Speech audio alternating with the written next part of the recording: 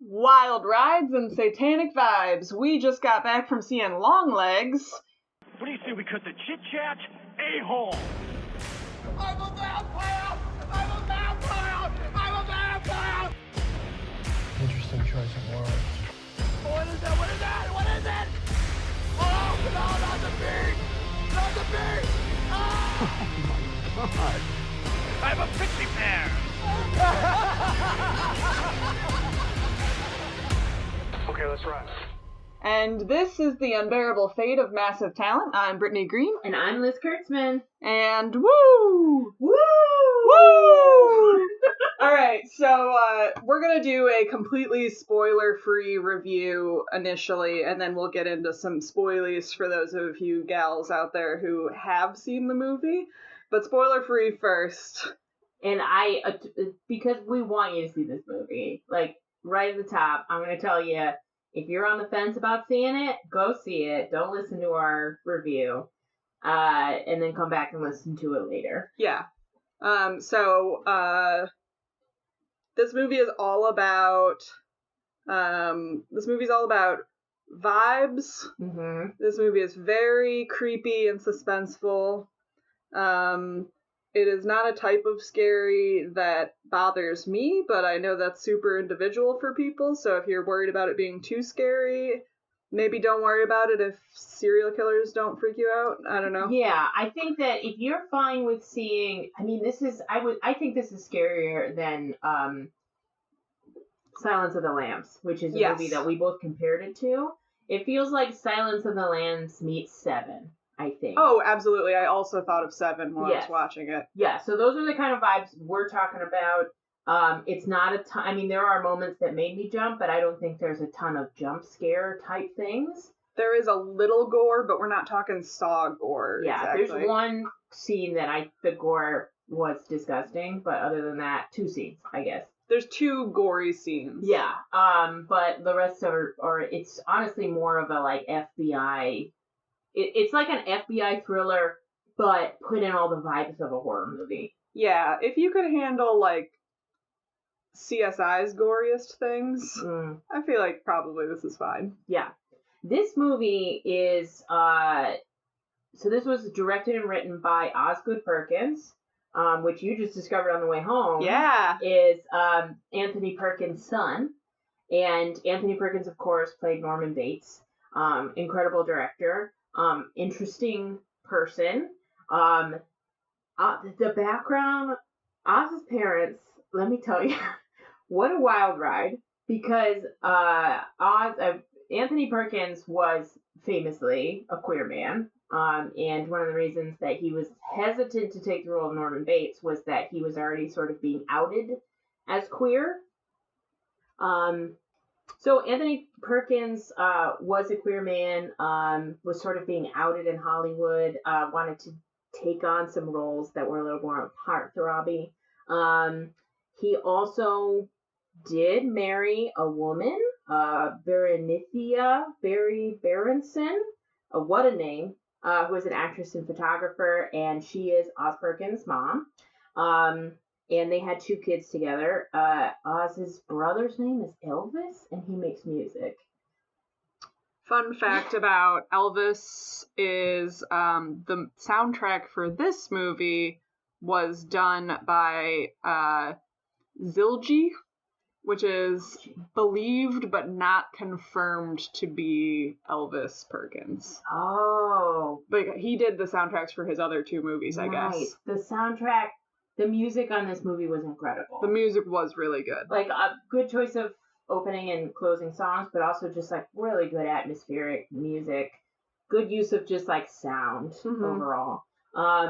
But Oz has said that he based this movie is like a tribute to his mom, which, like, take it that as you will once we get into it. But here's a little trivia for you. First of all, sadly, his father, Anthony Perkins, died in 1992 from complications from AIDS. His mother died on September 11th because she was in one of the planes that hit the World Trade Center. Whoa. Yeah. when I was reading about him a couple weeks ago, I literally out loud was like, holy shit. My brother was like, what? And I had to tell him about it, which is crazy. That is crazy. And she died one day before the 9th anniversary of Perkins' death. Huh, so okay. A lot of weird stuff there. How long were they together as a couple? That I can't tell you enough about. I know that it's sort of complicated because he was gay, and I think for a while she denied it, and then, you know, they ended up having a very, like, close relationship, but, like, it was complicated. Sure. So I don't know how long they were actually married. Okay. I'm sure you could look that up and find more about it. But that's sort of what I know. I'm also a little bit familiar with Oz Perkins' previous films. He did The Black Coat's Daughter, I Am the Pretty Thing That Lives in the House, and Gretel and Hansel are the ones that I'm familiar with. I will say this, both I Am the Pretty Thing That Lives in the House and Black Coat's Daughter, I thought were beautiful films, just like visual poetry, but they felt sort of shallow to me. Like there wasn't enough, I don't know, story or resolution or something when I watched them. But it feels like he really found his footing with this film. It was great. Because it has all the beautiful cinematography and the vibes and, like, the sort of, he lets things breathe. He lets actors just, like, be on screen, not doing anything, really. And lets them just sort of, like, emote. Yeah. But now it's being paired with a really compelling story. So I feel like, this is him, like, really realizing, you know, his potential. Obviously, this also features Nicolas Cage, and then the lead actress is Maika Monroe. Boy, does it. Surprise, guys. One of those horror films where, like, the villain is one of the most is the most compelling character of the whole thing, but they're barely on screen. Mm-hmm. So if you're hoping for a lot of Nicolas Cage, you're not going to get it, but you're going to get just enough.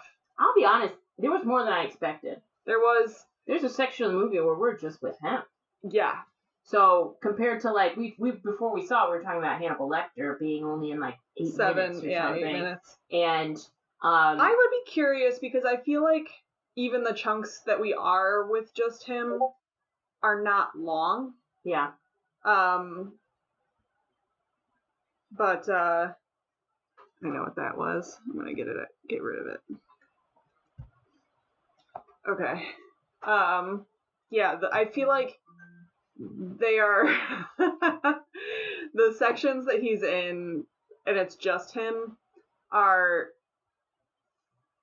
Do you think they're longer than the scene where Hannibal Lecter escapes? That's a really good question. Because they don't feel. Like, they feel like they tell you more about him than I was expecting to get. Yeah. However, I don't feel like it was that long of screen time. Yeah. It's hard to... Right now, I want to say that it feels like he's on screen more than Hannibal Lecter, but I think... I think he probably is, but it's hard to say because Hannibal Lecter is, like, the only thing I remember really well about Silence of the Lambs. It's crazy. So it feels like longer than 7 minutes to me. But I also think that, like, maybe one of the reasons it feels like Longlegs is on screen more than Lecter is that there are long stretches, like, whenever Lecter's on screen, something's happening. Like, he is escaping. He is talking to Clarice. Like, he's always doing an action. Whereas in this, we have long lingering shots of just, like, him driving or standing or like sitting, and like that to me it feels like time slows down a little bit. Mm-hmm. So I'm interested to see what the actual like time is, but it felt long. I think because of that.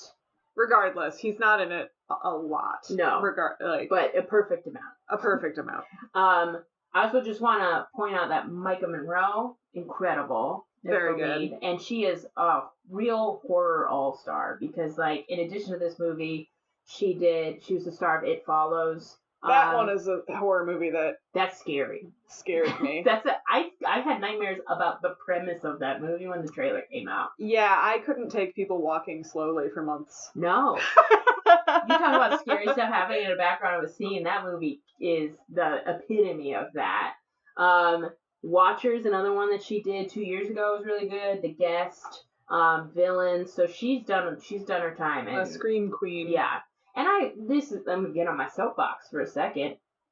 I think that actors who are in horror movies just like don't get enough credit. Yeah. Like obviously they don't get like Oscars and stuff like that. But also I think that some of the most interesting acting is done in horror movies because you're putting people in like impossible situations and asking them to react to it. So I think that Kate Siegel has said before that like people have asked her in interviews like, do you feel like you've been pigeonholed into horror? And she's like, I love being in horror as an actress because I get to do stuff that I could never do in like a straight drama, you know, or a romance movie. So I think, and this movie, so much of this movie is just like the camera close up on Maika Monroe's face, and it's so compelling. Yeah. So like incredible work. Also Alicia Witt, we were just talking about that. She's in this movie and as her mother, as the mother. Another performance that was incredible and also blew me away because I knew her from like rom-coms. Like she got pigeonholed into playing the bitch in like rom-com movies, I think, or like the best friend, and so it was wild to see her in this movie playing such a really serious and like strange role. Yeah. So all that to say, all the actors are really good across the board. I loved the like Maika Monroe's boss too. I thought was really good. Great. What an interesting, like, what a good character. Yeah. You know, to have the, like, grizzled FBI boss, but, like, fully fleshed out as a person that's not just, like, there to give her a hard time or to support her. Like, he felt very real and, like, lived in as a character. Yeah. And, like, he had these little bits of humor, but he was also kind of an audience proxy. Like, he's the one who's sort of reacting to some of these things. Like, what the hell's going on? Sure. I really liked, and I should look that up. I don't know that actor's name. I haven't seen him in anything before. Or if I have, I forgot. His name. Oh, that's Blair Underwood. Yeah. I didn't recognize him. Wow. Look at that. Blair Underwood. Yeah. So go see it. It's great. Go see it. It's... Yeah, and to reiterate what we said before, I think this movie, there's so much tension, and it's so much dread. I didn't leave the movie feeling depressed. No. Because I watch a lot of horror movies, and there are some that are so bleak that afterwards I feel like my soul has been sandblasted. And this one, it's dark. Yeah, it's still pretty bleak. But... It's bleak, but I wasn't depressed leaving it. Like, yeah. I felt like I could shake it off afterwards, you know? Yeah, and the cinematography is incredible. Yeah, Perkins knows how to set a vibe. He just does. So, please go see it. Please go see it. I think it's time to move into the spoilery part of the episode, where we can talk a little bit more nitty-gritty about what's going on with this movie. You called them spoilies earlier. Spoilies. Time for some spoilies. Time for spoilies. All right. So that's your warning. Leave now, or don't complain about it later. Leave now, or Longlegs will find you. Oh God. Yeah. So let's just like start right at the beginning. I was just gonna say, let's start with the opening scene because the opening scene is great. It's incredible. It's kind of a cold open, for what I remember. Cold open because it's all snowing. It's snowing. It's winter. It's one of those things where it feels like a cold open. I guess it is a cold open, but like everything at the beginning comes back into being part of the story. A lot of times with a cold open, it's just sort of like, I didn't know if it was one of his kills, you know, and then it's just showing us what he is, but it ends up being a really important part of the story. It is the past, which I feel like I could tell because the picture was smaller than the screen. The aspect ratio. That was so good. I kind of love having a weird aspect ratio as a indicator that something is different about what you're watching from everything else. And then when the credits started, I was definitely like, is it going to be this aspect ratio the whole time? Yeah. And it wasn't. It was just for It felt like looking at like an old slide. Yes. You know? And the way, so it starts out, I don't remember what it's called, the aspect ratio, but it is It's a square. It's the square one. It's for Insta. Yeah. And then when the credits start, when that scene ended and the credits started, and it slowly went to the aspect ratio of the rest of the film, I think I like gasped. I was like, "Ooh!" Yeah. So I mean, the cold open, you sort of get a look at him. Yeah. And it primes you too to like be paranoid about like what's happening in the background. They have been so careful with this whole marketing campaign to not ever let you get a look at Longlegs himself. Like I even feel like I did see some in one of the trailers, they did have a part where it's the part where he's covering his face. Yes. And he's doing the cuckoo thing, but you don't. They cut away before you get to see his face. Yeah, which is great because when you see his face, it's in your brain now. Yeah. Which is so great. But anyway, so this opening scene, it's winter. This little girl sees an unfamiliar car in the driveway, seemingly. It's a farm in the middle of nowhere. It is a farm in the middle of nowhere. I felt very at home watching it because it looked a lot like where I grew up, which is just to have like a house and a barn in the middle of a field with like your trees and stuff on the property line and like an out of sight of your neighbors. Yeah, I thought it was a strange choice for her. I mean, like, I don't think that she remembers that any of this happened when she's older. They say later that her memories are all trapped. But I did, like, in my mind think, because I kind of assumed that the little girl was her, I guess. But I was like, weird of her to decide that it's cool to live in the woods by yourself, like, with nothing around you, because she does live, like, in the middle of nowhere as an adult as well. Oh, yeah. It also, though, it seems like wherever they are, that's how most people live. It's sort of in the middle of nowhere. Well, a lot of the kills are happening in subdivisions. That's true. Like in like very suburban places. Yeah, I mean, maybe she just feels at home. Yeah. Kind of out by yourself. Anyways, so little girl goes outside. I think she sees that car out there. Which when you live out there like that and someone pulls up, you are like, I better go see what's going on because no one comes here by accident. And somebody calls her into the backyard basically by making weird noises, though. I think he says cuckoo. I think he says cuckoo as well. But like the way that it's filmed, it's like in the theater, this was a great thing about being in the theater as well, is it sounds like he's behind you. Yes.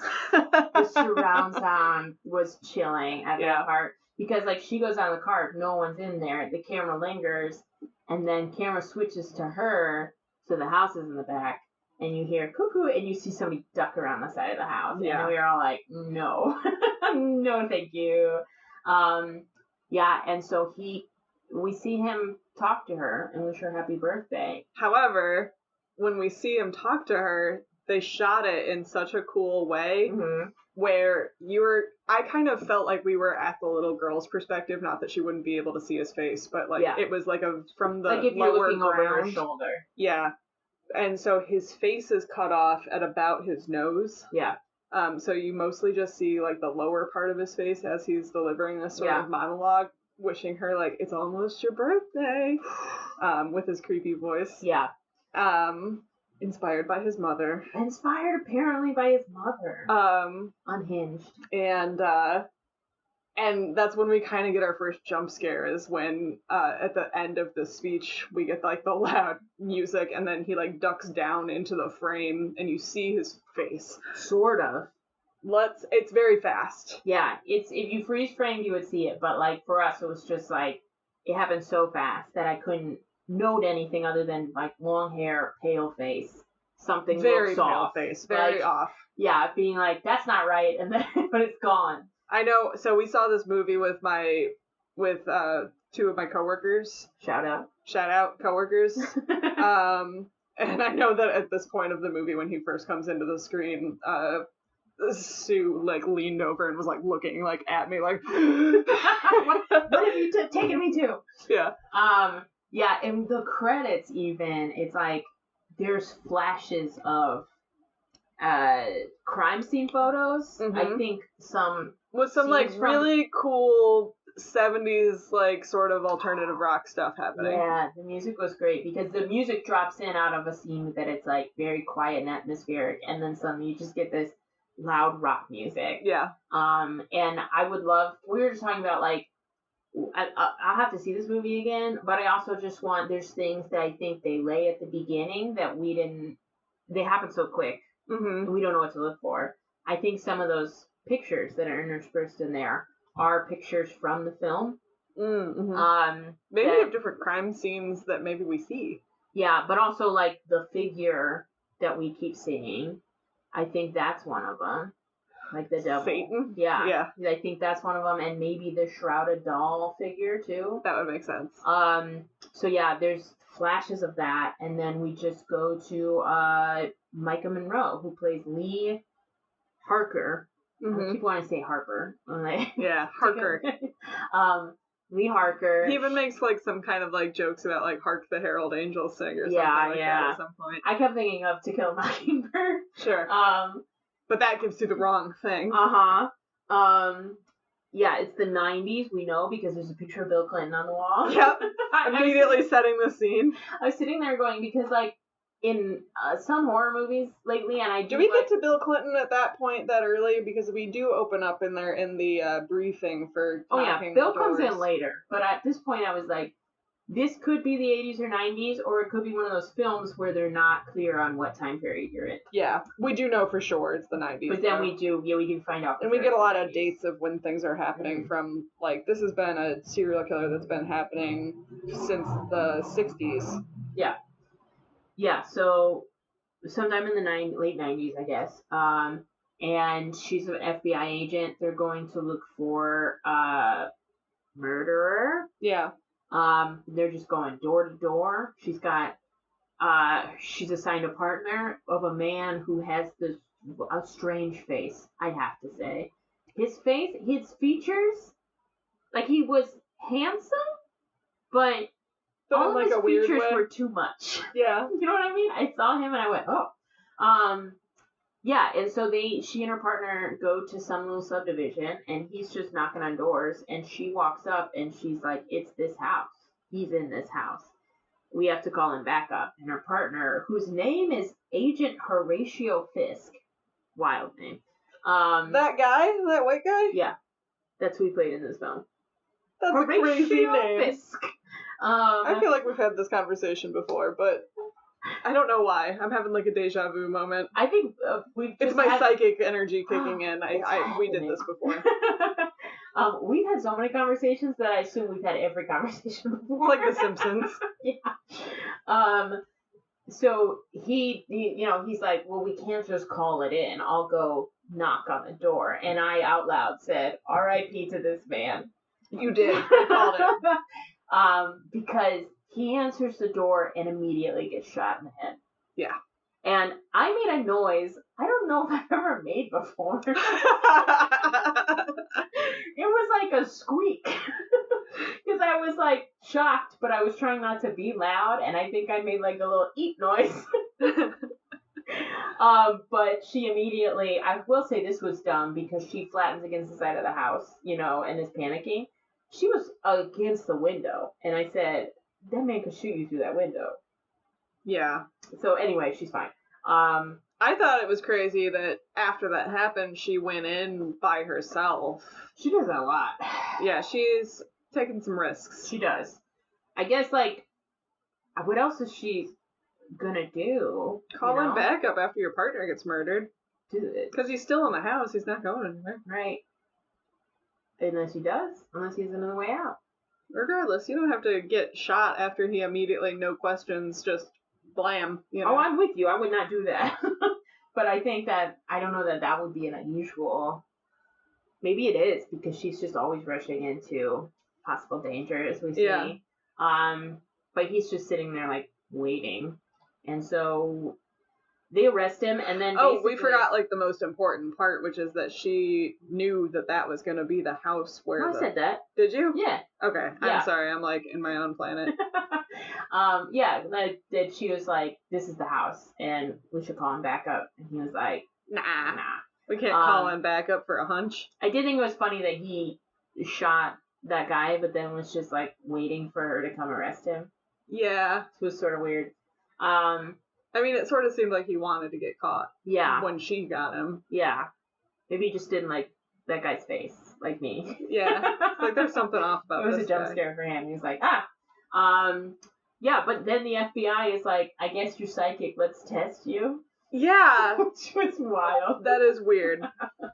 I feel like that happens in, I mean, there's so many TV shows where, like, there's a consultant who's psychic or can talk to ghosts or something, and I'm like, I guess, I don't know, maybe the FBI is always bringing in psychics.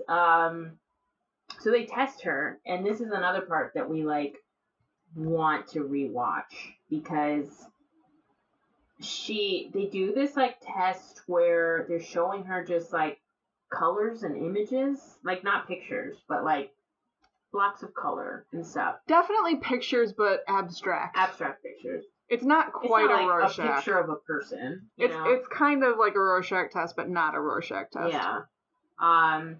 And she's just saying words that now, in retrospect, we're pretty sure are clues or references to things at the end of the film.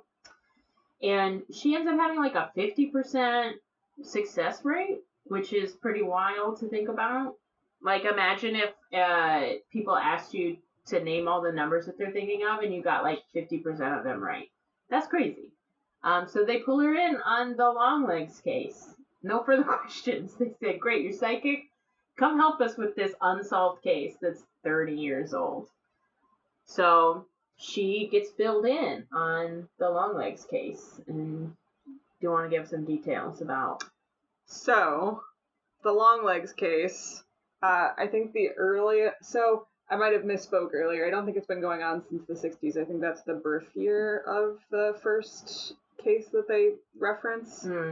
I feel like the 70s at least is when it starts. Yeah, I feel like, what's her name? Kiernan Shipka's character was born in the 70s, or in the 60s, yeah. But maybe that happened in the 70s. Yeah. Anyways, it's an old case. It's been happening for at least 10 years, probably longer, 10, 15. And it is here's what we know from the very beginning. There's no evidence of forced entry. It kind of looks like the father kills everybody in the house and then kills himself in all of the cases. All of the families involved have a daughter whose birthday falls on the 14th of the month, which I immediately, it was like, that's me! It's my birthday. You were excited. You were like, I was born on the 14th. I could be a victim of Longlegs. Neat. No DNA. No DNA, no fingerprints. The murder weapon comes from inside the house. Yeah. The only evidence of Longlegs at all is there's always a letter. Yes, which is in code. Which is in code, sort of a la Zodiac Killer. Yes.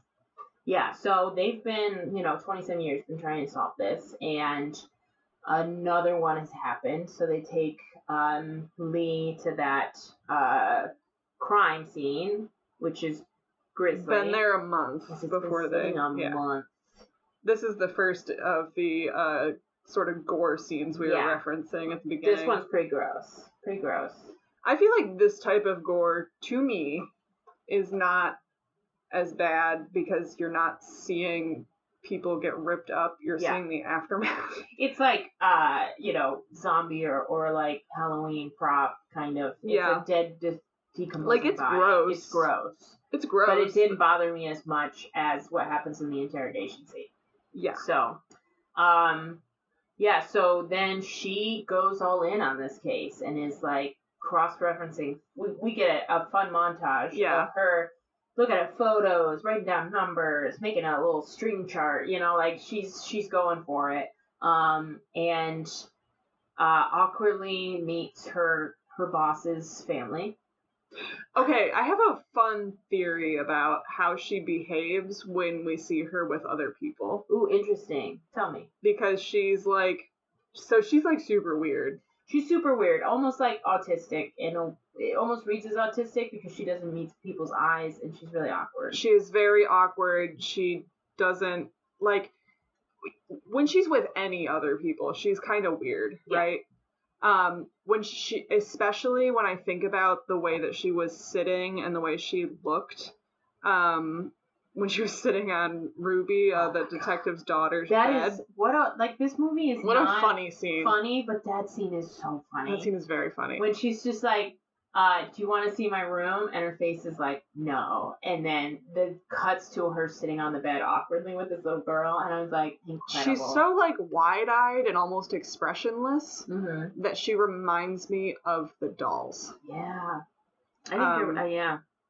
And I sort of wonder if that was intentional on the part of the actress, you know? Yeah. Like, she feels like one of the dolls, and we sort of learn later that she is sort of, like, there's definitely some kind of connection between the girls and the dolls. Yeah. Yeah, like part of her is trapped or something in the doll. I think that makes sense, and I would love to, in a rewatch, compare how she acts at the end. Yeah. Which is hard because it's such a high tension thing, but yeah, there's not a lot happening after that we can really compare it to. Yeah. But yeah, I think you're right. I think it has something to do with that.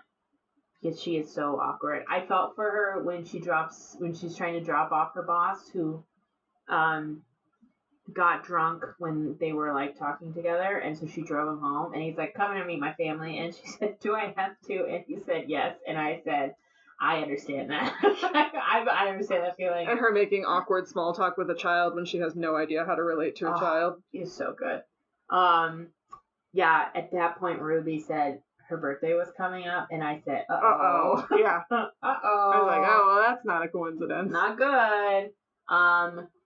Yeah, so after that, this is the nighttime in her house scene. Mm-hmm. And when she called her mom, I was like, something's weird. Because, she's calling around like 1 a.m. It's really late. And I thought maybe her mom lived somewhere else with a different time. No. She lives in the same town, I think. Or close. And her relationship with her mom is really weird. It's weird before you even meet the mom. Yeah. The conversations they have are so stilted and bizarre. There's just like long stretches of silence and like... Which I kind of, like, once you meet her mom, it makes a lot of sense. Mm-hmm. Because her mom is very weird. Yeah. And she's, like, definitely a hoarder. Yeah.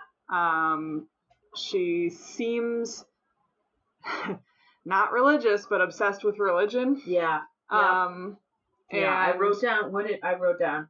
Our prayers protect us from... the devil? Is that what I wrote? Evil. Something like that. Yeah. Something like that is one of the things she said. Are you just like very early on in the first phone call? And I said, whoop. Okay. So that's where we are.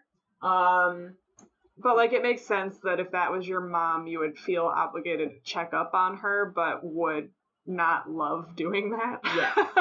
Yeah, and I think that like especially the first time she goes to see her mom, it's reminiscent of like people dealing with a family member with dementia. Yeah. You know, is what it reminded me of, was this sort of like her mom saying really bizarre things and her just like trying to have a conversation with her, and then the hoarding and everything. So you can see why her mom keeps being like, are you coming, you know, for whatever? And she's like, I'll try. Yeah.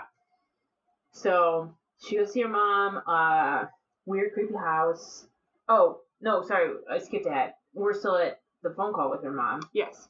And then, middle of the night, she's living in this log cabin out in the middle of nowhere. No curtains on the windows. Oh, yeah. Huge windows. And I said, couldn't be me. I lived in the middle of nowhere. We had curtains. You close those at night. But she... I couldn't believe she didn't close them after the... I don't know, she had curtains. Yeah. I don't think she did. She just had big open windows. No blinds, nothing. Just free balling the windows.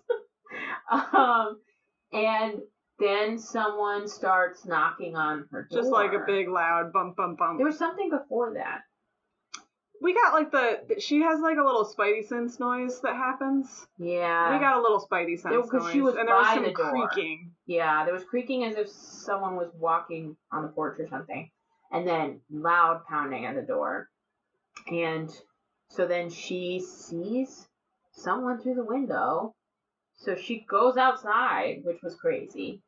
And then when she's outside, she had her gun, I guess, and she's an FBI agent. But here it's dark; you can't see all around you. I was like, I would that's not. crazy. I would not. I thought it was crazy. But no, I think there's probably like some weird confidence that you have when you're an FBI agent with a gun. Sure. Well, she was heavy breathing, so I don't. Oh, she was breathing so hard this whole scene. I was like, she's gonna pass out. She's gonna pass out.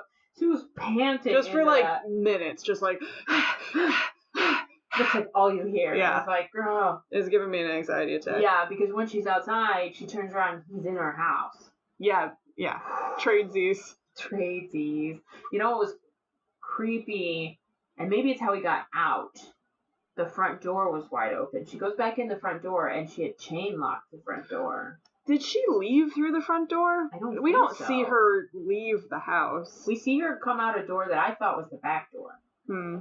But I'm not sure the layout of the house. Right. But it seemed like she went back in the front door. Anyway, she goes in. Yeah, he might have gone in the back door where she came out and then went out the front door. Yeah. There's a letter from Longlegs. Not a letter. A card from Longlegs. Happy 9th birthday. And it was one of those creepy, like, 70s, cutesy sort of. And I saw this, I think maybe they were like packages that they sent to like critics and like influencers. And one of the things I think might have been that card. Oh yeah, that's fun. Yeah. They also sent vinyls. What are the small vinyls? Are those 45s? 35s? The little guys? Like the little ones are 45s. 45s? They sent like blood red 45s to people. I haven't gotten to listen to one yet because the people I saw posting were like, I'm too scared to listen to it. And other creepy stuff to people, and I'm like, I love that. I love everything they did to promote this movie. So anyway, she's got this card. The card had said don't open until January 14th. She opens it anyway. Of course. And there's a key sort of inside to the code because he writes a bit like from sort of a it's like a quote from Revelation, and so she uses that to decode everything else, and it says something like, basically, like it's a if you tell, rhyme, but, the creepy rhyme is the key. Yeah. And then there's a message on the back that's not decoded. Yeah. But the creepy message on the back is something like, if you tell the FBI that I gave you this, then I'm gonna cut your mother's tits off and kill her until she bleeds or something like that. Something horrible. So she does not tell her boss about this, but suddenly she can decode. So she now can read all of his letters, and I think that leads us to the camera family. Yeah. Is that next? Yeah, because she decodes all of the letters, and she finds out, he says something about the X's. Yeah. On the camera family house in one of them. The X marks the spot or something like Yeah. that. So she and her boss decided to go at night. Yeah, that was a weird choice. It was creepy. I guess that's why I spent some time in this movie trying to figure out what month the movie was taking place in. January, I assumed, because it said January 14th on the card, but maybe that's her birthday? No, yeah. Maybe that's her birthday, and that's why it said January 14th. Yeah. But it didn't seem winter a lot of the time. It didn't seem like it was winter. So I feel like he wrote that just because that was her birthday. Right. But I would guess that it was like spring or fall because it seems chilly but not winter. Yeah. Judging by what people were wearing. Like her boss was running outside in a sweatshirt. Mm-hmm. So they go to this, there was one of his victims' families, the little girl survived, and the rest of the family died. And the little girl, now an adult woman, at a psych ward. So they go to this farm and follow these, like, crosses that are pinned everywhere on this creepy barn up to the barn loft. And that shot with the light coming in those windows. Messed up. Oh, I mean, it was a incredible. beautiful shot. Beautiful shot. But we just saw it was horrifying. outside, and it was so dark outside, and so where is the light coming from in the window? It was the light on the barn. There's like an outdoor light on the barn, and I think it was right between those windows. Oh, okay. And so it's streaming in onto the floor, and they find, like he's put a crucifix on the floor, so they Nailed into the floor. So they pry up the boards. There's a big box in there. And with the triangle, because she's already figured out the triangle thing, which is from like the Satanic Handbook or whatever. Oh, incredible. Yeah, so this is a Satanic Panic movie, by the way. It is very much a Satanic Panic movie. And this is like what people who were in the Satanic Panic thought was happening. Yes. Yeah. And when she figured, okay, so she's like in a library at night doing research, right? And she finds the Satanic book, and it's talking about the different symbols, and she realizes that these like triangle things. If you write out every day of the month in a line for the whole year, and then you like circle the days that the murders happened, it makes a triangle, which is like from the Satanic Handbook, which is not the normal way you write out the days of the year. That's one of those things where I was like, fine. Yeah, I don't know. I mean, they do this in movies all the time where they're like, I figured out if you have to write it out a specific way to do that. I'm like, I'm sure you could find another way to do it, and it would make like a circle, right? Sure. Or something where you're like, okay, but she's right, I guess because she's psychic, she figures it out. But it must be a psychic thing, because it's certainly not anything else. When she like writes it, she looks up and sees a figure outside. Did you see this part? I mean, I didn't leave. But there's a figure outside. It's not. I knew she had the Spidey sense thing. It's not Longlegs, because. Is it Satan? Is it the Satan? I think it's maybe the first time we see Satan. Because Satan shows up a couple of times in this movie. Yes. Yeah, because he's got the horns. Pretty identifiable. Yeah. They're going with a real traditional like goat head sort of devil figure. It's awesome. And like a cloak. We love it. So and it's kind of always like a shadow of him. Yeah, you don't really see his features. You just see like, the devil sort of outline. So anyway, back to the Carpenter farm. They open up the box. There is a human-sized, like a child-sized doll curled up in there. Creepy. So creepy. With the eyes that open up when it tips I up. hated the eyes. Yeah. I hated them. And they like... It's a jump scare that when the doll's eyes open. When the doll's eyes open, I said, "Whoop, no, thank you." Then we cut to a scene where they've given the doll to like the coroner, who's very weird. What a weird the coroner is very weird. The coroner's so weird. I guess he could just be like a lab tech or something. He might not be the coroner, but it is really like weird the morgue.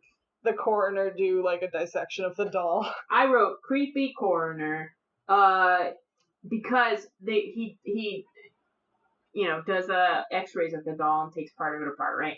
And he's like, this is just a really well-made porcelain doll. It's got human hair, and this doll is, like, balding. And then he said that in the head, there's this, like, silver hollow ball that he calls the brain. And he says it's hollow, but it makes, like, noises. Like, they almost do like a tuning fork thing where you can sort of like hear like a hum. But then he says, it's weird. Sometimes I think it's whispering to me about my ex-wife. And I said, I wouldn't say that out loud. What? That's crazy. So now we've got this porcelain doll, and they go to visit, what's her name? Carrie Ann Camera? Maybe it is whispering to him about his ex-wife. I think so. I think that whatever is in the brain is like what whispers to the dads to kill the families, and all the horrible things that it tells people to do. I think that's part of the like Satan power. Yeah. And we see. I mean, we'll get to it, but at the end we see what happens when one of them is broken. Right. So yeah, then we get Carrie Ann Camera is played by Kiernan Shipka, who starred in The Blackcoat's Daughter, Ross Perkins' first big film. Sabrina the Teenage Witch. And of course, Sabrina the Teenage Witch. And Mad Men. Yeah, and she has, you know what I think? Because the doll that they found is her doll. Yes. And she had been basically catatonic until... They took it out of the shroud in the ground, yes, and then she came to life, basically. But also that's the day that Longlegs went and visited her. Right. I think it was yeah. Yes. Yeah. Longlegs. It was Longlegs. So she is now talking, and she has like really weird short hair, and I'm wondering if she's balding and it's a wig, and that's why the doll has balding hair. I don't know for sure because I just thought it was a bad wig, but I'm like maybe it's canonically a bad wig. Because I was trying to figure out why the doll was I just bald. definitely sort of thought it was like a pixie cut. I thought it was because it was old. You know. Yeah, it could be. We don't really know what happens. It looks creepier with less hair. Oh, it's so creepy. Yeah. So they go to talk to her. She's weird. She says a bunch of weird stuff. We don't expect her to be not weird because she's in the mental institution already. Yeah. But she says some stuff about like how she would do anything for that guy that came and visited her. Including like if he told her to, she'd jump out of the window right now. She says some horrible things to Lee. I can't remember what they are. She said if he told me to kill you, I'd do it like peaches and cream or something like that. Oh, she kept saying peaches. She kept saying peaches. What was it? It was like happy as peaches? Happy as peaches. Yeah. But she basically is like, she says something horrible, like, I'd kill your bitch, whatever, like, truly chilling stuff. Forgot to mention, though, I love the guy playing the guy who's running the psych ward. Oh, yeah. What a weirdo. What a weirdo. And he has this, like, everyone in this movie, most of the people in this movie are such a, like, restrained. There's, like, a couple of people who are, like, super kind of flamboyant and he's fun. So flamboyant. And that's him. Like, and honestly, I'd put the coroner in that category, too, of just being, like, weirdly cheerful for the movie. Yeah. And he's wearing, like, a pink corduroy suit. And he's just doing a lot. I loved him. Yeah. Yeah, so then after they leave Carrie Ann, what happens after that? I think one thing that I thought was really important from the Carrie Ann scene that we didn't mention yet is she does ask her about the doll. Mm-hmm. And, she says, no, I didn't have a doll, just like you didn't have a doll. Oh, yeah. Which is, like, another clue that she's definitely, you know. Yeah, I mean, definitely involved. Again, we know she's involved from the opening scene, but... See, when I wasn't sure until they went to the camera house, I thought maybe that was Carrie Ann camera at the beginning, that we would get the rest of that scene, and it was, like, what happened with the cameras. But then, after it wasn't her, I was like, oh, then that's Lee. Yeah, I don't know what it was, but I just kind of assumed that it was Lee the whole time. I think it's because we went from that story immediately to Lee. Her, yeah. Yeah, they definitely align them narratively. Yeah. What happens next? Is next when the lieutenant, I don't know what his rank is, but her boss,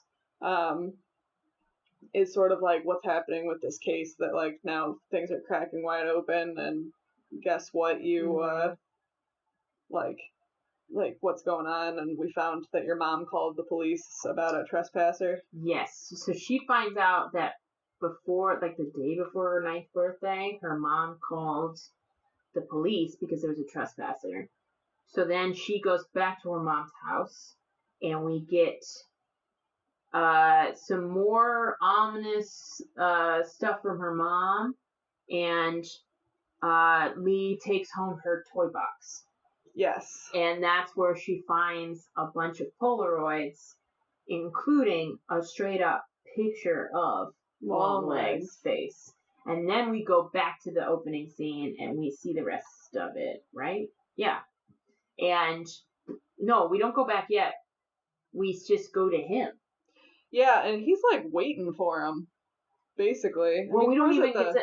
No, this is before that. This is when he's going to the paint store. Oh, maybe that's actually what happens next, but regardless. So at some point, we straight up get, like, our full reveal of his face. And, oh boy, the face. So creepy. So he's like kind of like a he definitely makes me think of like Michael Jackson. We both thought of Michael Jackson because it's not just the prosthetics on the face; it's also he's super pale and he's long hair. He's got he the has high sort voice. of a like he's got the Tiny Tim type voice. Yeah. He's got like this all white sort of strange outfit, and then he also sings. He does like a sing-songy voice sometimes, and straight up sings in one scene. So like all of those things were giving me Michael Jackson. I also thought of like when you see people who are like in their 60s who have done too much plastic surgery and it's just made them look inhuman. Yeah, where like the lips are super misshapen. Yeah. The nose the cheekbones are too much. Yep. Yeah, it's the prosthetics are crazy. There's got to be like an inch of him on his face.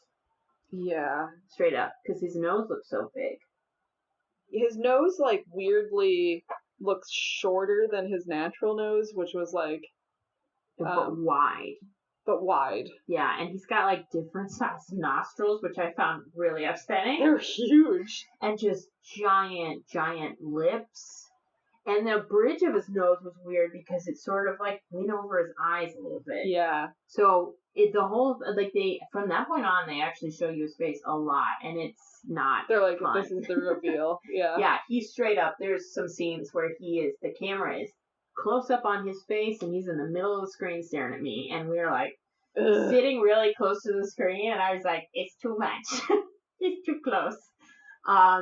Yeah, so we just see him acting weird in a paint store, buying paint to paint his dolls. We see him putting together a new doll, giving it a little kiss on the forehead, which I did not like either. That was upsetting. And at some point, he's singing in the car and screaming. Yeah, we see him singing and screaming in the car. And then she gives the photo to her boss, and she says, "This is him." They find him and bring him in. That's the point where he's like waiting for the bus, but he's like waiting to get picked up by the FBI. He's waiting for them. Yeah, for sure. He's got his like case that's filled with his letters. Yes, incriminating evidence, but not like the doll, which is what I initially thought it would be in the suitcase. So he definitely wants to be picked up, and then we get him like an interview, grainy VHS interview of him talking to the officers and talking about Mr. Downstairs, which is who he said they should really be afraid of. And at this point, they don't have any evidence other than the letters that he's killed anyone. Right. It's kind of a Charles Manson situation. Yeah, and they floated the idea that he has help. But at this point, Lee is like, someone is doing the killings for him. Yeah. So she goes down to interrogate him herself, and this is the scariest scene. This is probably the scariest scene. Oh, for sure. It's the scariest scene for me. It's just like, it's almost excruciating to watch because there's just so much close-ups of her being terrified and him being terrifying. And this is the scene. This is really the only scene that those two actors have together. Yeah. And we should talk about the heartbeat thing. The last trailer they put out, the last promotional trailer, was just like, it showed her getting ready to go in the room, and it had like text that was like, the lapel mic that they put on Maika Monroe for the scene. Which is the first time she sees Nicolas Cage as Longlegs, picked up her heartbeat during the scene. And then they cut out and it's just black, but you hear her heartbeat pick up from like 70 to, I think they say 170 beats per minute, which is like such a great marketing genius. Yeah. It's so good. But I also don't blame her because it's like an intense scene. So I'm sure that like just filming it would have been stressful anyway. But he is so creepy. It's very creepy. He does a great job in this film. His name is something Cobble is what we find out. Cobble, yeah. But as Longlegs, he's so creepy. And this is where some of the other hints that he's dropped in this film start to coalesce into a very ugly truth for Lee, which is that he met her before when she was 9, and he does have an accomplice. He even drops something weird in that part that like implies that he's been watching her, because he says that she decided to be a FBI agent when she was 20. Yeah. And I'm like, oh. Yeah, that's a creepy thing for him to know. He's been watching her since she was like 9. So, great. Love that. So anyway, he's talking about Mr. Downstairs, who is obviously Satan. And he says, "Hail Satan," and then beats himself to death by slamming his head on the desk. And this is the other gory part. Yeah, his nose like falls off. You see inside his nose. And that was rough. That was real rough. I was like, it was like gory enough that I was like sitting there in the theater. I was like, I don't think that's possible. But I don't know. I mean, the question I had watching it was, did he have lots of plastic surgery? Like, did his character? I know that crossed my mind too. Of like, if you had that much plastic surgery, would your face be more brittle to fall apart in that way? Yeah. You know? Like, Maybe. Is that a real thing, or is that just like me like thinking about like what is plastic surgery? Right? What is plastic surgery? We don't know. We don't have money for that. We don't have plastic surgery money. Or honestly, plastic surgery freaks me out so much. I could never do it. Even if I had the money or desire. Couldn't go under the knife. Not for you. Not for me. Yeah. And but his face, like, it's like fully caved in. Caved in. This is the thing for me in horror movies. I hate when this happens. Like, when a character... Is that like a thing now of like people bashing their faces on tables and desks? Because I feel like that's come up in a couple of movies. It is. I can think right now. Like, I can think of 3 movies. Who was like, that's a scary thing to happen. Let's put that in every movie. They were right. It freaks me out. I don't like it, but I can think of at least 4 movies right now where that. Like in the last like 5 years, right? Like, yeah. I honestly, I can't think of an older movie where that. I'm sure it does. I wonder what was the first one that did it. That I can think of? Well, see, the ones I keep thinking of are... Like, it happens, I know, in, like, Hereditary, right? Like... 5 movies, wow. Because I'm thinking of... I don't want to say which ones they are because they don't want to give spoilers for other movies, but all the movies in... Hereditary is the oldest one I can think of. Are they all kind of... Because I guess in possession movies, it kind of happens sometimes, too. Yeah. Maybe not necessarily the head, but, like... I feel like movies where you, like, have, like, a very clear shot of somebody just, like, bashing their face into a table. Yeah. And the ones I'm thinking of, I think, are possession movies. So, yeah, I find it upsetting. I find it real upsetting. Yeah, also, it's like a form of self-harm that is so deranged. Because they keep... Like, you keep seeing their faces getting more and more fucked up, and they keep going, I think is what really freaks me out. It's not just, like, once. Yeah. Oh, I don't like it. We also didn't mention that in his first interview, he devolves into singing Happy Birthday, and they're like... It goes on for 24 minutes. Yeah, they're like, how long does he do this? And she's like, 24 minutes. And I'm like, that's wild. We need that cut. I need the 24-minute cut. Give me 24 put it back in the movie. Singing Happy Birthday. I know Nicolas Cage. He did it for 24 minutes. He did it for 24 minutes. That you movie, don't have to. That line about it being 24 minutes was not originally in the script. They added it in because that actress was go as long as you want, as you can, Nick. And he just went for half an hour. And they were like, okay, we're going to stop there. We're going to stop there. Yeah. Thank you, Nick. Crazy. Yeah. Oh, yeah. That was so unsettling, too. And sometimes he has this, like, trait that is really unsettling for a villain of sometimes, like, he's, like, having non sequiturs that don't make any sense, and sometimes he is, like, crystal clear on what his intention is that he's talking about, that I find very unsettling. It is, yeah. To go between this, like, sing-songy, like, you know, psychotic babble to just, like, being crystal clear is really unnerving. Yeah. Do we see Satan's shadow in that scene, too?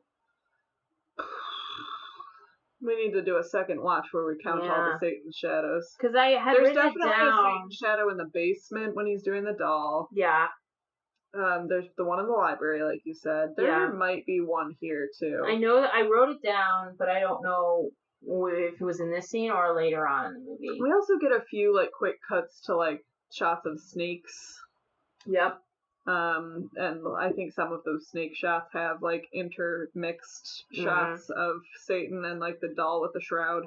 The doll with the shroud is creepy, and it gets like snake eyes. Mm-hmm. Oh yeah, that's good. So anyway, at this point, Maika or Lee is fucked up, and the nice FBI lady is like, he says something that makes her realize she needs to go check out her mom. Something suspicious is about her mom. He refers to a she Yeah. as helping him at some point in the interview before And he says something that implies it's her mom. Yeah. And so she needs to go check out, but she's in no shape to drive because the man just beat himself to death in front of her. So the nice FBI agent takes her and then stays in the car while she Did we talk about sort of like a big clue that was earlier in the movie of when she's at her mom's house the first time and there's the basement door that's locked? I didn't say it because I didn't want to drop the hint, but I feel like it's safe to do it now. Yeah. So her mom's basement door was locked, and there was like a cockroach that came out from under it. So she tries to go open it, but something happens and she walks away.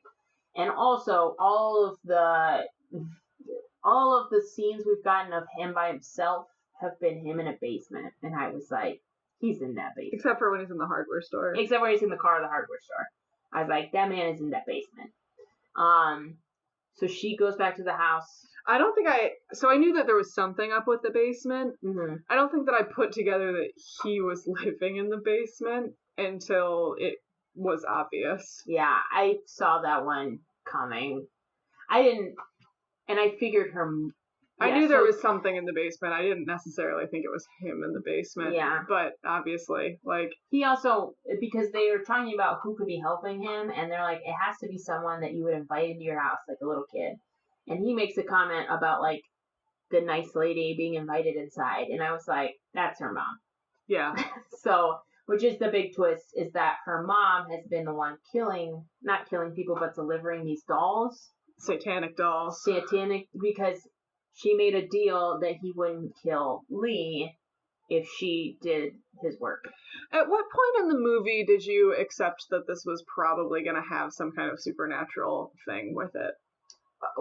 Beginning, was she psychic? Yeah, the psychic thing, I guess, is probably it. But I had entered the movie suspecting there might be some supernatural something because his other movies have all had supernatural stuff. So he's not afraid to, like, do that. But I was like, oh, it might be interesting if he doesn't. If it's strictly a serial killer thing. But then when she was psychic, I was like, there's going to be supernatural stuff in this movie. I feel like I started to think about it mostly when her boss was saying, like, he's just a man, there's not any, like, and that's when I was like, oh, so it's magic. Yeah. And then when when she figures out it's the satanic symbol and then sees Satan's shadow, I was like, oh, we're going full satanic. Which, all right. Like, it was funny because some of, like, the early stuff I was kind of able to write off as, like, this is just, like, the vibe. Yeah. Not necessarily literally what's happening. Yeah. It felt really on the nose. Yeah. In a way that I was almost like, is this cliched to just straight up have them be like, hail Satan, But then I was like... I liked it. I don't know. I liked it. I don't know. It worked for me. I liked the, like, Satan as Mr. Downstairs, I thought. And then, like, I think the doll stuff made it feel original enough. Yeah. That it wasn't just, like, sacrificing, families to Satan. And the fact that the dolls were making the families do it to themselves. Yes. Specifically the fathers. I have another, like... I don't have a theory per se, but where is Lee's dad? That's one of the interesting because things. Like, all of the deaths are the father killing everybody else, and we never see her father, and there's no mention of her father. Right. Did he go to her house intending to recruit her mom? Right. Like, because all the other families had a mom and dad, and they're on their own. Like, the mom says, I had no one. It's almost like she ran away or something, because there's no dad, there's no grandparents, there's no one else. Yeah. So that makes me She does have, like, wonder. that whole thing of, like, we're all alone, nobody ever visits us. Yes. Yeah, so I was like, I did kind of wonder about that. He also has that weird little part of his speech where he's talking about giving families a choice of accepting a gift. And I wonder if you just said no thanks to the gift from the church, if you would be fine. I wonder. I don't know. Because he says that, but I almost think that he would play dirty and... Oh, I mean, the devil is dirty, but right. there is a way to, like, trick the devil, as we know from every story about the devil. True. So surprisingly gullible. Yeah. So if you turn down a gift from the church of a doll for your kid on their birthday, would you survive? Right. Because it's almost like, it's even less of a, like, religious thing and more of a, like, awkward, like, it would be impolite to turn this woman away and her gift. Right. He needs her because nobody's letting him into their house. No. And apparently he did it because like I said, the Kieran and Shipka one, I'm pretty sure was before the mother. Was it? Oh no, I guess we do see the mother go in there. Yeah. Her birthday. The reason I thought that she might be the first one.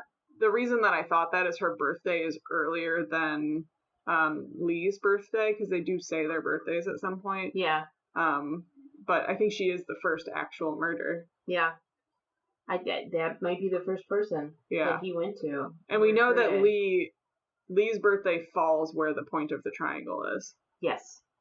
Yeah. That they're having now to replace, like, 30 years later or whatever it is. Yeah. So, I don't know. Maybe he did purposely recruit her. Yeah. Yeah, because otherwise, like, there's no father for it to make go crazy. Right. He did need her. He needed someone who would, be unassuming. And she dresses up like a nun, too. She does dress up like a nun. That's a nice touch. Yeah. It adds a little something. So, but yeah, we see the reveal of her mom being the killer is because when it goes to the FBI agent and the mom is standing in the back of the car, you and I both, like, went, oh God. Because it's just this, like, shape. And I figured it out who she was by then. But then she just shotguns the FBI agent. Yeah. She did. It was crazy. And then walked to the other side of the car, shotgunned her again. I said, I think she was dead. I think he got her the first time. So then there's, like, a weird... Oh, what happens? She goes and she's... So her daughter hears her, Maika Monroe hears her shooting her coworker. Sees her shooter. Sees her out the window shoot her. At least the second time. Yeah. And then she goes outside with her gun and her mom is pointing the shotgun at the doll that looks like Lee, aka Maika Monroe. Which was... this is a question, again, rewatch. Is... When we first see the mom pointing the shotgun, is that the little girl actress? Or is that the doll from the beginning? Because I thought it was the girl, and then they close up and it's the doll. I think that they do switcheroo. I think it is a little girl, and then they change it to the doll. Yeah. Which, for one thing, that doll wasn't bald. No. So... not just time, I guess. But then, what does the mom say? Because I wrote down, I don't know what the mom said right before she shoots the doll. I don't know what she says right... Oh, she says, you're free too. You're free too. Because, so Maika Monroe tells her, like, it's over, we've got him, he's dead. You don't have to do this. You don't have to do this. And she's like, oh, so he's free now.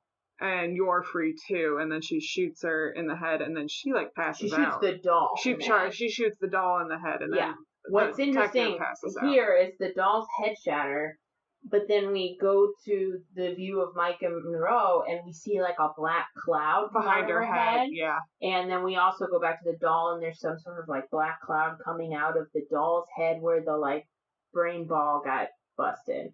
So whatever's making her psychic, her connection to the doll was what's made her psychic. So another interesting thing is Kieran and Shipka's character, we think they did split the ball in half, and I think that correlates with when she jumps off the roof. She jumps off the roof. Interesting. I didn't make that connection. Yeah, because they break the ball open to see if there's anything in there. They know that there's not, but... Yeah. Interesting. So then, I think this is where... Oh, yeah. We get the exposition from the mom on, like, why she did it. And then we get the montage of her going into all these houses, bringing the dolls, and watching the families kill each other. Yeah. And her being like, I did all of it to protect you. Like, and, you know... and she's years. Like talking about how she bargained for her life basically, and that she has to do this so that she can stay alive. Yeah. But did she accept the doll? Like, we know there was a doll of her. I guess she never. I guess this is just getting back to my like theories about how the doll works, which is not answered in the movie. I think it's just a fun thing to talk about. I mean, I think we got more answers than I thought we would. Yeah. It was more of a clear story than I expected. I think I'm glad that we got more than we would have if the movie had ended when he killed himself. Yeah. I'm glad that we got a little bit of like this backstory about these dolls. Yeah. But not too much. Not too much. Like there's still questions. Like they didn't tell us like this is what the stuff is in the brain, right? Mm-hmm. Exactly. We know it's some sort of like influence from the devil, you know? Some sort of supernatural seems to make power. Dads go crazy, and it seems to be somehow psychically connected to the daughters. Right. We know, like, that we don't know how Longlegs, you know, started making dolls, or, like, how he made this deal with the devil, and that's okay. Yeah, I feel like we got just enough information. And don't worry, it's not over yet, because Lee wakes up after this flashback, because the other thing we find out is some of her memories were locked in the doll. Mm-hmm. So she didn't remember her 9th birthday. She didn't remember Longlegs. She's remembering stuff. So she wakes up, obviously, like, weak and confused. She sort of seems to maybe get some visions of her mom doing what she did too, but I don't think she was there for that. No, I think she's just getting, like, visions. Context. Yeah. So, exposition for us. Somehow she realizes that her mom has gone to Ruby, her boss's kid's birthday party. And, like, she gets a phone call. Oh. She gets a phone call that says you're late for Ruby's party. Which was obviously Satan. Yeah. Satan called on the telephone. Satan gives you a call on the landline? We've all been there. We've all had collect calls from the devil. I do not accept the charges.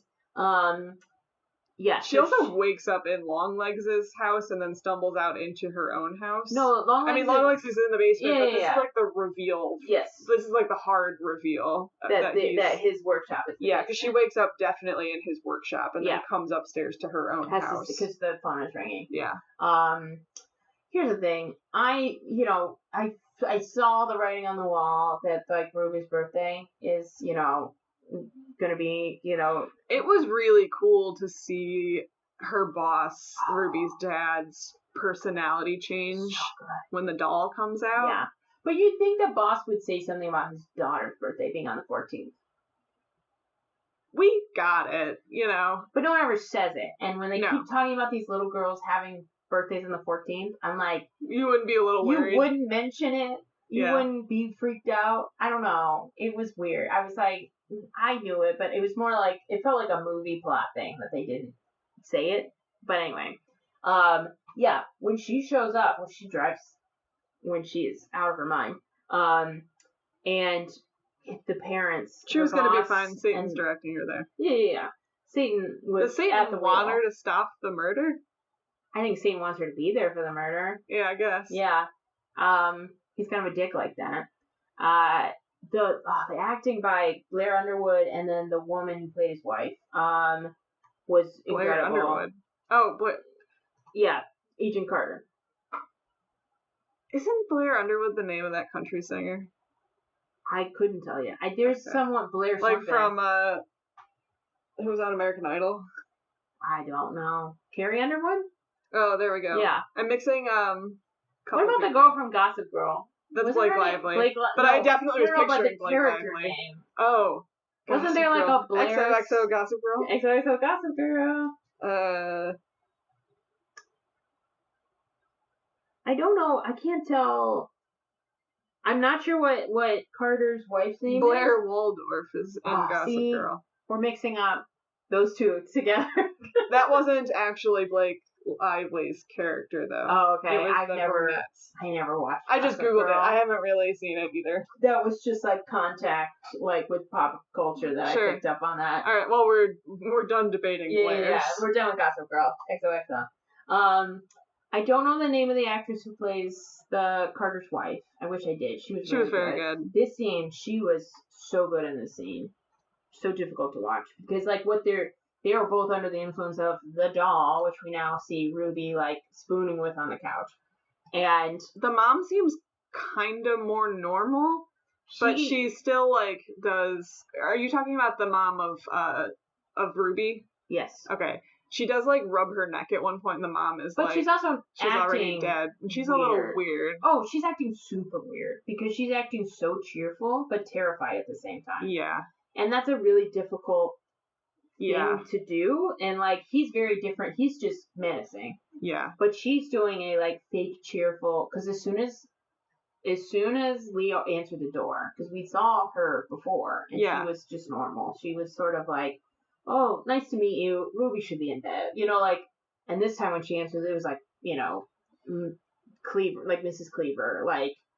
They were so like too happy and friendly for how like great. I even thought she walked up to the door with her gun in her hand, but then I don't think she actually did, or it was like a weird cut. But I think I don't know. I thought she had her gun out too. Maybe she. I think she did come up with the gun, so she's standing there. Anyways, she looks crazed. Yeah. And they're, just like, great, you're in time for the party. It's also weird that it was a party and there's no guests. Yeah. Nobody. It would have been kind of funny if someone showed up in the middle and was like, what's going on here? Yeah. Because, like, the little girl was anticipating a birthday party. She asked if she could come to a party. They had decorations up, yeah. Yeah, like, where were the other guests? Yeah, I don't know. But anyways. Yeah, and then there's just a grim hurt. She's trying to tell her mom, like, you don't have to do this. And her mom is like, if we don't do it, then we'll burn in hell forever. Like, if we don't finish this work. Mm-hmm. And meanwhile, Agent Carter is like, we have to go cut the cake in the kitchen. Well, the mom says that you have to go ahead and cut the cake. And he's like, yeah, I'll cut the cake, all right. Yeah, and then the mom's like, we'll be right back. And he says, I'll be right back. That was my favorite thing. Woo! So he murders his wife in the other room. And then comes out to murder Ruby, and Lee has to shoot him and shoot her mom. Yeah. And rough. Yeah. Because the mom actually seemed like she was going to finish the job. Yeah. She gets up and she has like a knife she pulls out of her boot or something. Yeah. And she says, "Hail Satan," and lunges at the girl, and Lee kills her mom. And then it just ends with her like leading Ruby away. I thought it was going to end with her she tries to destroy the doll. But she's out of bullets. So she just leads Ruby away, and that's the end of the movie. Yeah. Which is a super depressing ending. T-Rex. Oh, and then my God. Yeah. It slam cuts to T-Rex, which was they had the quote of the lyrics. Yeah, they had the quote of the lyrics at the very beginning. Yeah. So, what a fun movie. I loved it. It was really good. Actually, I think that it ends with more footage of Longlegs himself. Like, maybe in the interview room or something, laughing. Yeah, it does. It ends with an image of him. Because I remember having a big smile on my face at the end. Yeah. The only thing that can bring that is more Nicolas Cage. More Nicolas Cage. Yeah. Yeah, and describing it, I should have left that theater being a lot more depressed than I was, but for some reason I just didn't. Yeah, I mean, it's a bleak ending. We just watch her family die and she kills her mom, but. Yeah. I don't know. I liked it. What can I say? I guess I'm not that scared that Satan is gonna, kill a lot of families. Yeah, but I've seen movies where, you're still feeling sad even though something happens that is not possible. Right. Yeah. Or if it's, I don't know. It's just when a lot of people die or, it's a really grim movie, a lot of times afterwards I feel drained. Mm-hmm. And I did not feel drained after this movie. It was my brain had been rinsed in bleach, but I was, ready to go. Yeah. Yeah, so I mean, definitely see it. I loved it. Yeah, please watch it. We loved it. We always do our Rotten Tomatoes scores at this point. You probably have an idea of what they are. I will say there right now are fewer than 50 verified audience ratings. Yeah. There are 100 critics ratings. Okay. It's no longer. There was like a time when it was at 100%. That was too early for them to make that as a claim. Yeah, whenever they do that, and it's like you got 3 critics. Yeah, you've got 3. Yeah. All right. I'm guessing though. I'm guessing it's like 95. Yeah, right now it's at 92 for critics. Oh, okay. Audience, do you want to make a guess? There are not very many. It'll change probably. I'm gonna say 95 again. Audience is like 67 right now. What? Yeah, this might be one of those ones that critics really like and audiences are. Well, that surprises me because I'm on horror Twitter and all of my horror people that I follow have been gushing about this movie to the point that I was worried that I would be too, like that my expectations would be too high because everyone was saying it was so good, and I was like, there was a tweet that said this guy better come out of the screen and kill me at this viewing from the way everyone else is talking about it. And I think it's great, so I'm surprised that it has. I guess some people it's just too weird for them. Yeah, maybe. But I mean, I think we need to give it more time. There's fewer than 50 reviews right now. And I feel like the strongest audience reviews are going to be some of the earliest ones. Yeah. Where, not strongest in terms of like, these are the best reviews, but like, the people having the strongest reactions are going to like be the ones first on Rotten Tomatoes, right? Yeah. And we talked about, I do think a lot of people put their expectations too high. And especially with horror people, you always get a contingent of people who are like, it's not scary. I didn't shit my pants. It's not scary. It's not scary. And you're like, well, it's okay for a horror movie to be like, not jump scares. I had a nice tightness in my chest the whole time I was watching it. Of like, I was definitely like stressed. There was some build up where I was like, I wanted to. Like, I had my hands up by my face a few times because I was like just anticipating like being startled. Yes. I like I said when we were walking out of the theater, I don't think I'm gonna have a hard time falling asleep tonight, but I thought it conjured a feeling of dread. Agreed. In like the best way. I was having like, this was like a joyful horror movie experience for me. Yes, we are freaks. Yeah, we are big freaks, so we were having a great time. Yeah, but I think that the people we went with also really enjoyed it too. That they seemed like they had a good time too. So, and like, it's for everyone. Can we just like take a second? I know this is a Nicolas Cage podcast. I feel like we haven't talked enough about how good he was in this. Yeah. Yeah. I mean, he's so when he sang, he full on sang in that one. Full on sings. He sings like a full stanza of a song, and I truly like looked around the theater like, is everyone seeing this? I was like, I think I did. My jaw was dropped. It was so unhinged. It was so weird. I definitely did the like hand to chest a few times. Oh my goodness, my stars. Oh, my stars and garters. Like I was so disturbed every time he was on screen in like the best way. And like I was disturbed, but in a way that I think that I had like a giant smile on my face every time it was happening. I was like, holy shit. And it's, I mean, like under those, he's like lost under those prosthetics, but there's something about it. His like mannerisms and stuff are so perfect. Yeah. And the tone of voice, which, have we talked about who inspired his character for this one on the actual episode yet? I think we may have mentioned it briefly at the top, but I don't think we've gone into it. Okay. Let's talk a little bit about moms. Yeah, this is a mom's movie. Take your mom, the Longlegs. It's going to be a good idea. Yeah, this should come out on Mother's Day. I know we mentioned that this, I think we did mention that this was a tribute to both Osgood Perkins and Nicolas Cage's moms in a way, but we've seen a couple of interviews now where Nicolas Cage talks about how this role he based on his mother and how she was, and like her vocal cadence and stuff like that, which is great because we've had a couple of movies that he sort of based on his dad. Yeah, where he's playing a very different kind of a guy. Yeah, in an interview which we'll talk more about later, he says happy childhood. Dracula's dad and Longlegs' mom. Yeah. That's terrifying. And then I don't think that we actually mentioned, we figured out why it's the 14th. Yeah, we were trying to figure it out because we're like, 13th obviously is scarier. And then 15th would be is halfway middle through of the month. month. And so we're like, why 14th? And then I was looking up Oz Perkins and saw that his mother was born on the 14th of So, like, April. that has to be it. That's gotta be the connection. So, yeah, they both said that this is, I think when Nick Cage read the script, he told Oz that it was like, it something about his mom. And Oz was like, funny you should say that, which is crazy. I wonder which part of it feels like Oz Perkins' mom. Yeah, I mean, that's a good question. I think maybe, going back to when we were talking about her visiting her mom.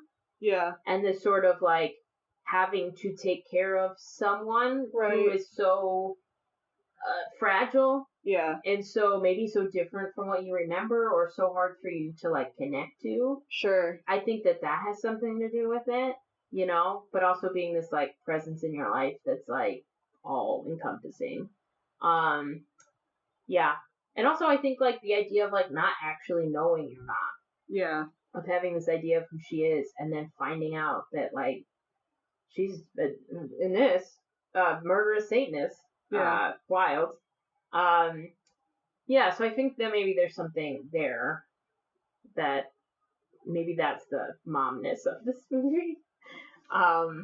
Grim. Yeah, not great. Grim. I was also going to say, Nicolas Cage with the prosthetics, it's almost like there's this, like, shell that there's this, like, voice coming out of. Right. Like he's like buried under all this shell of a person with the fake hair and the fake face and all this stuff. And so, like, it's almost like there's this just sing-songy voice echoing out of this, like, cavernous space. Yeah. Yeah. So, which just makes it creepier. So creepy. So weird. So good. Yeah. Yeah. So, 10 out of 10 for me. Absolutely, me too. Go see it. I want to see it again. Let's already. go see it again. Right now? Yeah. Okay. You should have seen me with my little notebook trying to write in the theater with the biggest thing of popcorn you've ever seen on my lap. I helped you eat some of that, and I still think it was only like half. It was half full. Yeah. And I threw it out because I was like, I can't carry around this like garbage bag filled with popcorn anymore. I can't take this metric ton of popcorn with me. I made a mistake when I bought it.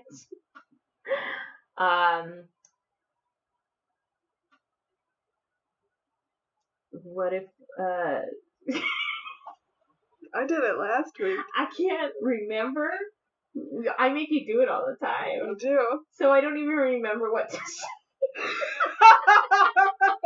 I was gonna do it, and then I was like, oh, no, I'm always the one who prompts it, and not the one who actually says it. So I'm like, something inside the cage. That's all it is. It's just inside the cage. It's time for Inside the Cage. Okay, wait, I'm gonna see if I can, okay. It's time for Inside the Cage! Good job. Thank you, I was trying to do a little Longlegs there. The singing part. The singing part. He has, like, such vibrato. I know. I probably could do the vibrato. You've got a lot of vibrato. I have too much vibrato, and have said in the past. So today we're going to talk about the New Yorker interview that Nicolas Cage just did with Susan Orleans. Of Adaptation. And The Orchid Thief. Yes. The real-life author of The Orchid Thief. The real-life Meryl Streep. The real-life Meryl Streep. This is a long interview. What a great title, The Real Life Meryl Streep. The Real Life Meryl Streep. And she talks about a bit in there where she's like, people tell me that I look like Meryl Streep now, and she's like, no, I don't. I don't. I looked her up after I read that part, and I was like, no, she doesn't look like Meryl Streep. Not really. But she's another white lady. She's a white lady.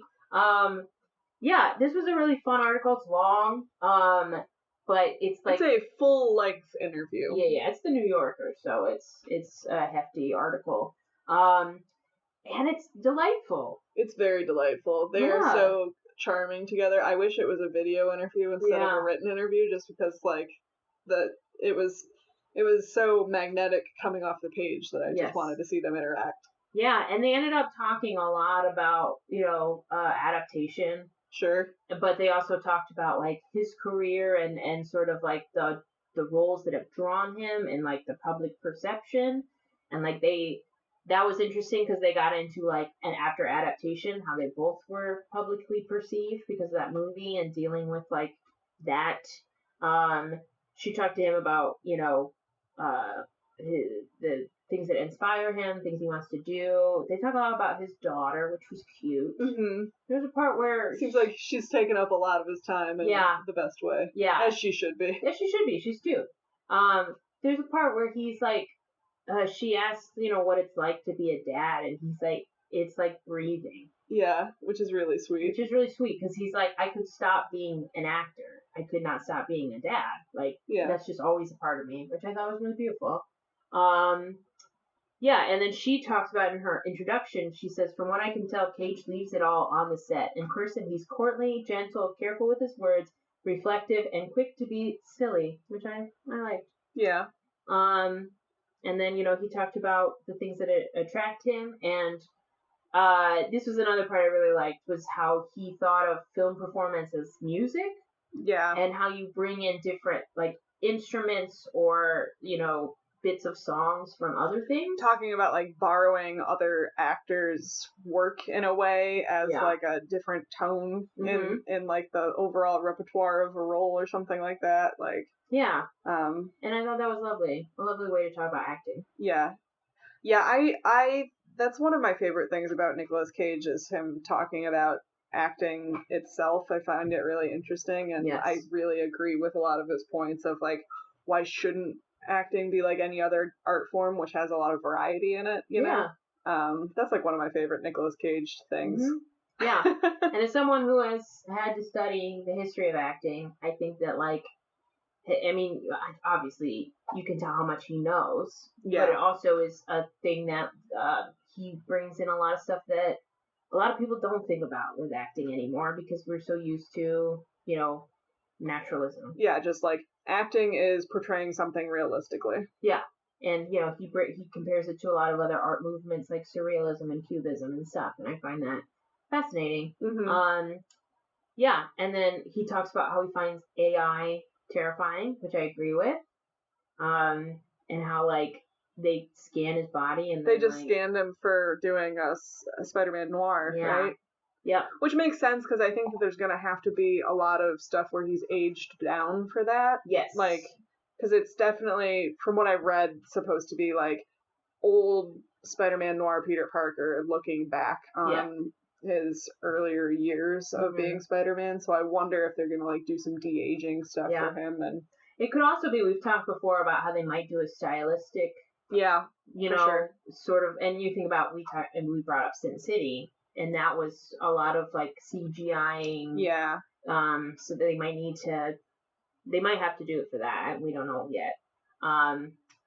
But yeah, I think there's been some quotes from this that have surfaced, but another on Twitter and on social media, but it's worth reading the whole thing. Yeah, great article. I'm gonna put the link to it in the show notes, so please check it out. Yeah. And follow us on social media and stuff. Yes. And go see Longlegs. Go see Longlegs. All right. Stay cagey. Bye.